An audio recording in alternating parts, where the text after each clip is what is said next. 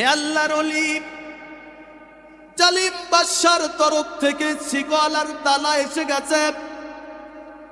তোমার হাত দুইটা রাজকীয় শিকল দ্বারা তালাবদ্ধ করা হয়েছে রে আল্লাহর ওলি। বাবু দুইটা শিকল দ্বারা পেঁচায়ে পেঁচায়ে রাজকীয় তালার চাবি মারা হয়েছে। এই দেখার পরে ঘুম ভেঙ্গে গেল। তাকায় দেখে স্বপ্নে যা আসমানওয়ালা দেখাইছে বাস্তবে হুবাহুবা। হাতে শিকল তালা দেওয়া, পায়ে শিকল তালা দেওয়া। বিবিরে দেখে দরজার কাছে দাঁড়ানো। খবর কই? বলে বিবি, এই সর্বনাশ কি আমার করলো? ইনি আবার হাস দিল। কথা বোঝেন না? ওলা বিয়ার আগে ভালোই থাকে। আমার বন্ধু দোস্ত শিয়া হুজুর হইছে না, বাপ মার আলোচনা করছে। আমি যদিকে যাম হয়ে বাধ্যই নাই, কোনো না, সব সাইড ধরছে। বিবাহের আগে সন্তান ভালো থাকে, বিবাহের পরে কি ধুন পরা না চিনি পরা খাওয়ায়। সন্তান ভুল কথায় উঠে আর বয়। কথা বুঝেন? বাজার থেকে পরিশ্রম করে, অফিস থেকে পরিশ্রম করে আসছে, আসিয়াই সারছে তোমার মায়া ইয়া, তোমার বাপে হইয়া কি কো। কিন্তু মগা ছেলে চিন্তা করে না বিবি সঠিক বললো না ব্যাঠিক বললো। ক্যাসেটের এক পিঠ শুনিয়া কখনো সিদ্ধান্ত নেওয়া যায় না, বাদীর কথা শুনিয়া কখনো সিদ্ধান্ত নেওয়া যায় না। বিবাদীর কথা শুনতে হবে, বাদীর কথা শুনতে হবে, শুনলাম সিদ্ধান্ত নেওয়া যায় না। এটা বুদ্ধিমানের কাজ না, এটা বুদ্ধিমানের কাজ না। বরং ক্যাসেটের অপর পিঠ শুনলে যাচাই বাছাই করা যায় কতটুকু সত্য কতটুকু মিথ্যা। কিন্তু মগা কিন্তু ক্যাসেটের এক পিঠ শুনলো, শুধু বাদীর কথা শুই না বিবাদীর উপর চড়াও হয়ে যায়। বলে কি, এরামের যদি তোমার বৌমারে জ্বালাও তাহলে কিন্তু তোমার বড় ফোলার ঘরে যাই কাইলে হইতে বাদ খাই। এরাম আর শোনা যাইবে না, আর করা যাইবে। বুঝলেন? মায়ের জিজ্ঞাসা না, মা আমার বউ দিয়ে কয় আসলে? মা তখন দুই চোখের পানি ছিল। ওরে বাজান, এই জন্য কি তোরে আমি 10 মাস 10 দিন গর্ভে ধারণ করেছি? এই জন্য কি তোরে বুকের দুধ পান করাইছি? এই জন্য কি আমি তোর মেতন্নি হয়ে তোর প্রচাপ পায়খানা আমি চাপ করেছি? আমার কাছে তুই একটু জিজ্ঞেস করাও মনে করলি না?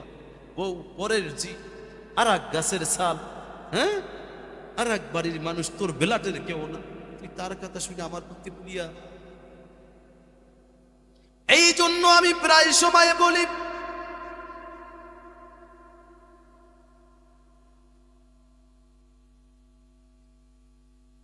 যারা আজকে লালবে না রশি শাড়ি পরিয়া, এ বৌমা তুমি আজকে ঘরে আসছো, কেউ তোমারে শরবত খাওয়ায়, দুধ খাওয়ায়, মিষ্টি খাওয়ায়। এ বৌমা, এমন একটা দিন আসবে এই লালবে না শাড়ি খুলিয়া, পাঁচখান মার্কিন কাপড় পরিয়া, জানাজার কাটে চড়িয়া অন্ধকার কবরে যাইতে হবে। তুমি আজকে পুত্রবধূ শক্তিশালী আছো, নৌজওয়ান আছো, কিন্তু ইমিডিয়েটলি তুমি আবার যখন শাশুড়ি হইবা, তুমি পুত্রবধূ অবস্থায় যদি তোমার শাশুড়ির খেদমত তুমি যদি না করো, তোমার পুত্রবধূ তোমার খেদমত করবে না। কামা তাদিনু তুদান, তুমি যেই রকমের কাজ করবা ওই রকমের ফল তোমার পুত্রবধূর থেকে পাইবা। বুঝেন না? এই জন্য আমি প্রায় সময় বলি, পুত্রবধূ আর শাশুড়ি গোসলখানা গোসল করতে গেছে, শাশুড়ি মা বলে আমার পিঠটা একটু মাইজা দাও সাবান দিয়া। পুত্রবধূ চাল কাটাই সাবান মাজিয়া পিছন দিক থেকে আসছে, হাতটা পিঠের উপরে লাগাবে, হাত যায় না, কেন জানি লাফাইতেছে। বলে বৌমা কিসের জন্য লাফালাফি করতেছো, পিঠ মাসতেছো না কেন? কই মা গো, আপনি কিছু মনে কইরেন না, আমি চাই আমার হাত দ্বারা আপনার পিঠটা মাসতে, কেন জানি আমার পাউটা আপনার পিঠে উঠতে চায়।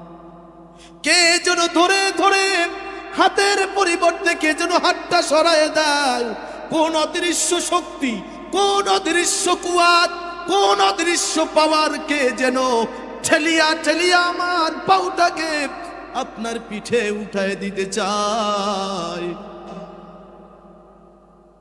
কোন শাশুড়ি দুই চোখের পানি ছাড়িয়া বলে, বৌমা গো তোমার পাউটা আমার পিঠে লাগায় দাও, কারণ আমি যখন তোমার মতো পুত্রবধূ ছিলাম আমি আমার শাশুড়িকে পাও দ্বারা লাথি দিয়েছি, জবান দ্বারা কষ্ট দিয়েছি, হাত দ্বারা কষ্ট দিয়েছি, যা মনে চাই তাই করেছি। পানি আমার শাশুড়ি ঢেলে খাইতে পারে না, এক গ্লাস পানি চাইছে আমি পানি দেই নাই। বুড়া মানুষ কাপড়টা কাচতে পারে না, কাপড়টা রোদ দিতে পারে না, দেই নাই। যেখানে আমি আমার শাশুড়ির খেদমত করলাম না, আমি কেমন করে আমার পুত্রবধূর খেদমত আমি পাইব? বৌমা গো আমার মতো হতভাগা কপাল পুরা দুনিয়ায় নাই, আমি শাস্তি দুনিয়ায় পাইতে চাই। তুমি হাত দ্বারা আমার পিঠটা মাচিও না, বরং তোমার পাও দিয়া আমার পিঠে লাথি দাও। এটাই হচ্ছে আমার উপযুক্ত চাচা প্রতিদান।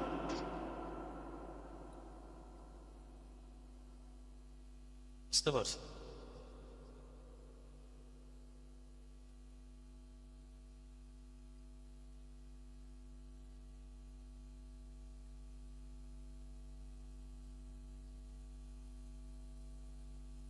আলহামদুলিল্লাহ, রাত্র প্রায় অধিক হয়ে গেছে। এখনো যারা বাজারে ঘাটে আছেন এখনই মোনাজাত হবে অল্প সময়ের ভিতরে। আপনারা যারা দাঁড়ানো আছেন, দাঁড়ানোর ভিতরে কিন্তু বরকত নাই। আমাদের বরিশালের ভাষায় বলে ধান তো বোঝেন, যেই ধানে চিডা ভিতরে কি নাই, চাল নাই, ওই ধানটা কিন্তু দাঁড়ানো থাকে। কি কর তা নয় তো আইবে না, তো যুক্তি আমার দেওয়া লাগবে না। আর যেই ধানের ভিতরে চাল আছে তা আস্তে নুয়ে থাকে, বসে থাকে আদব সহকারে। আর ওই ধানগুলো কি করে মা বোনরা, খারা ধানগুলো ফালায় খালি চুলায় দেয়। এজন্য যারা এখনো বাজারে, হাট বাজার আছে, আমি বলবো দোকানদার ভাইদেরকে বলবো আপনারা দোকানপাটগুলো বন্ধ করে ফেলেন, সবকিছু গুছিয়ে আপনারা মোনাজাতে শরীক হন। একদিনের মাহফিল, ঠিক না? কিছুক্ষণের ভিতরে আমাদের আর বিশেষ একটা আকর্ষণ তবারক। আমি যদি আমার আলোচনা দীর্ঘায়িত করি তাইলে তবারক ঠান্ডা হয়ে যাবে, আর ঠান্ডা তবারক তো বেশি ভালো লাগবে না, ঠিক না? এই জন্য তাড়াতাড়ি আপনারা এসে পড়েন, পরে অনুযোগ করবেন যে হুজুর আমি তো তাবারক পাইনি।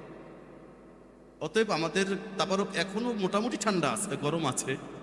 তাড়াতাড়ি এসে পড়েন, এখনই মোনাজাত হবে। যারা বাহিরে আছেন, দাঁড়ানো আছেন, তাড়াতাড়ি মাঠে প্রবেশ করেন, এখনই মোনাজাত হবে। জিকির করি লা ইলাহা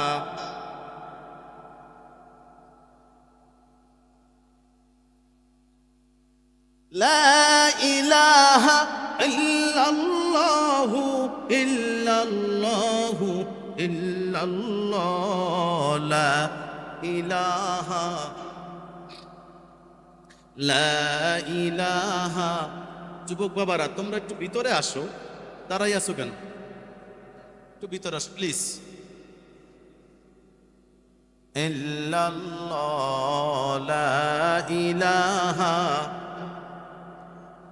লা ইলাহা ইল্লাল্লাহু মুহাম্মাদুর রাসূলুল্লাহ সাল্লাল্লাহু আলাইহি ওয়াসাল্লাম। আল্লাহর ওলি চক্ষুটা মেলিয়া দেখে হাত বাঁধা শিকল দ্বারা, মনে আছে তো? পাও বাঁধা, কথা বলে না কেন?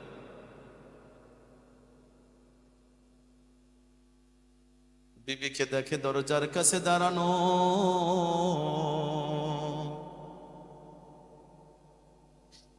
এবার বলে বিবি এই রকমের সর্বনাশ আমার কে করলো? ও বিবি এই ঘরের ভিতরে তুমি আর আমি আমি আর তুমি, এছাড়া তো আর কেউ নাই। এই রকমের সর্বনাশ আমার কে করলো? এবার আরো হাসতেছে, মিসকি হাস দিয়া স্বামীর কাছে বলে, যেখানে রশি দ্বারা তোমারে বাঁধিয়ে রাখতে পারলাম না, আমার মন বলে শিকল দ্বারা তোমাকে বাঁধিয়ে রাখা সম্ভব। এই জন্য তোমার শক্তি কুয়াত পাওয়ার পরীক্ষা করার জন্য আমি কি করছি, বহু কষ্টের বিনিময়ে শিকল জোগাড় করেছি, তালা জোগাড় করিয়া তোমার হাত বাঁধছি, পাও দুইখানা বাইদা দিছি, দেখিনি তোমারে ধইরা রাখা যায় কিনা। আজ দেশে স্বপ্নের কথা বইলা গেছে, কথা বুঝেন না? এবার আল্লাহর ওলি ডাক দিয়া বলে, বিবি, দুনিয়ার এমন কোন শক্তি নাই, এমন কোন পাওয়ার নাই, এমন কোন ক্ষমতা নাই যেই ক্ষমতা দিয়া এই আল্লাহর ওলিকে বাঁধিয়া রাখে। এই বলিয়া লা ইলাহা ইল্লাল্লাহ বলে যখন হাতে যখন ছিকি দিল, ওই লোহার রাজকীয় শিকলের কয়রাগুলি টুকরা টুকরা হয়ে চতুর্দিকে ছিটিয়া পড়ে গেছে। যখন এই রকমের লা ইলাহা ইল্লাল্লাহ বলিয়া যখন ছিক দিল, সাথে সাথে পায়ের শিকলগুলো টুকরা টুকরা হয়ে চতুর্দিকে ছিড়িয়া পড়ে গেল। বিবি বদনা নিয়া পানির ঘোটা নিয়া বাহিরে যায়, কয় আমি একটু এক করতে যাই, হাজর সারতে যাই। এরপরে যায় কুন্নপুরকে বলে, এই এই অবস্থা, কবলে রাজরানীরা অতি লোভে তাতি নষ্ট,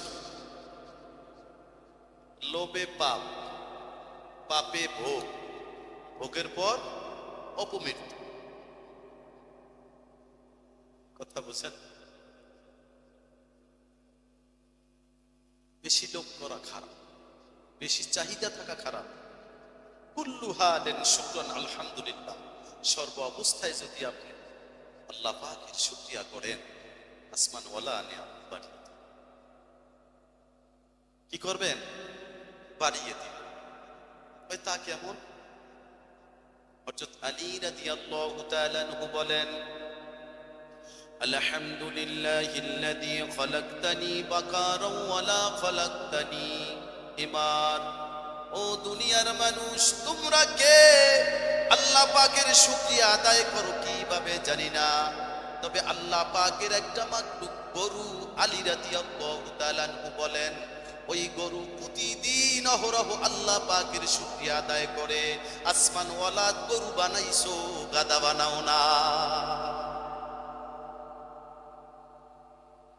আবার গাদা বলে, আলহামদুলিল্লাহিল্লাযী